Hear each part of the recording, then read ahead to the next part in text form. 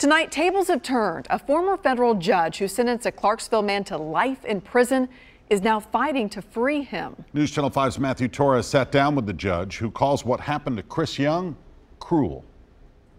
There's too much that needs to be done. From his office, Judge Kevin Sharp is on top of the world. Right, so that you can tell. His resume reflects it as a former federal judge, but even having the top role had its downsides. My issues with the criminal justice system led me to start thinking, am I more valuable on the bench or off the bench? Sharp left the bench last year. It's given him time to reflect on the good and bad. There were at least 3 or 4 others that I thought, this is not justice. These are much too harsh. One of them is Chris Young. He sentenced a Clarksville man to life in prison 4 years ago for drug-related charges.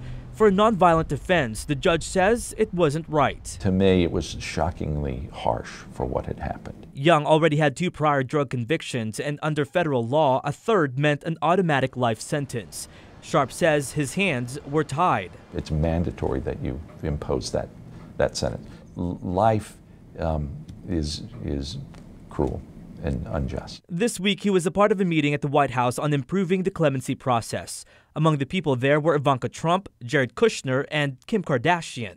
The former judge has teamed up with the reality TV star to convince the president to commute Young's sentence. Earlier this year, Kardashian helped free a Memphis woman from her life sentence after a first-time nonviolent drug conviction. It's really important that she's involved because she has this platform that people listen to what she has to say. It's an unlikely partnership growing from the same desire to help people who seem far from top of the world. The judge says an appropriate sentence would have been 7 or 8 years in prison. He says a clemency would likely take years if it even happens.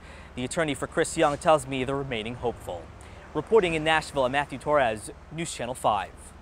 Thanks, Matthew. Prosecutors said Young was involved in drug trafficking and pleaded guilty to unlawful possession of a firearm. Officials tell us Young's record also consists of drug, weapons, and aggravated assault charges. He still has 1 active arrest warrant.